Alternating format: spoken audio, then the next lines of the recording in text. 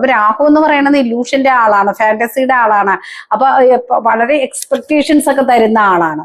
അപ്പൊ ആ എക്സ്പെക്ടേഷൻസ് ഒക്കെ അതുപോലെ തന്നെ പ്രേമബന്ധങ്ങളിൽ ചിലപ്പോൾ അൺകൺവെൻഷണൽ ആയിട്ട്, അതായത് ചേരാൻ പറ്റാത്ത ട്രഡീഷണൽ വ്യത്യസ്തതയുള്ള, കൾച്ചർ വ്യത്യാസമുള്ള, പ്രായ വ്യത്യാസമുള്ള അങ്ങനെയൊക്കെ ആൾക്കാരുമായിട്ട് ചിലപ്പോൾ രാഹു നമ്മളെ ഡിഫറെന്റ് കൾച്ചറുള്ള ആൾക്കാരുമായിട്ടൊക്കെ ചിലപ്പോൾ ഒന്നിച്ചു ചേർന്ന് അങ്ങനെ ഒരു ഫാന്റസിയിലൊക്കെ വന്നിട്ട് ഇഷ്ടപ്പെട്ടിട്ടൊക്കെ അങ്ങനെയൊക്കെ രണ്ടിപ്പം വന്നു ചേരാനൊക്കെ ഒരു സംഗതികളൊക്കെ വരും. അപ്പൊ ആ വന്ന അതേ സ്പീഡിൽ തന്നെ ഇതൊക്കെ ഫ്രിക്ഷനിലേക്കും പ്രശ്നങ്ങളിലേക്കും ഒക്കെ ചിലപ്പോൾ പോയേക്കാം.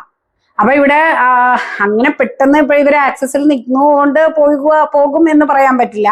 അവിടെ നമുക്ക് നോക്കണം 7ാം ഭാവം, അതുപോലെ ശുക്രന്റെ സ്ഥാനം, നവാംശ ചാർട്ടില് ശുക്രന്റെ സ്ഥാനം, അതുപോലെ തന്നെ ഗുരു, ശനി, ഇവയുടെ ദൃഷ്ടി, ഇതൊക്കെ പ്രധാന ഘടകമാണ്. അപ്പൊ ശനിയുടെ വീട്ടിലാണ്, അല്ലെങ്കിൽ മകരം കുംഭൻ രാശി, അതിലാണ് 7ാം ഭാവമായിട്ട് വന്ന് നിൽക്കുന്നത്. അവിടെയാണ് രാഹു വന്ന് നിൽക്കുന്നതെങ്കിലൊക്കെ ശനി, അതുപോലെ അങ്ങോട്ട് അവിടെ ശനി നിൽക്കുകയും കൂടിയൊക്കെ ചെയ്യുക, ശനിയുടെ സംയോഗത്തിലാണ് നിൽക്കുന്നതെങ്കിലൊക്കെ അവിടെ പ്രശ്നങ്ങൾ ഉണ്ടെങ്കിലും ആ ശനി വിട്ടുപോകാൻ അനുവദിക്കില്ല.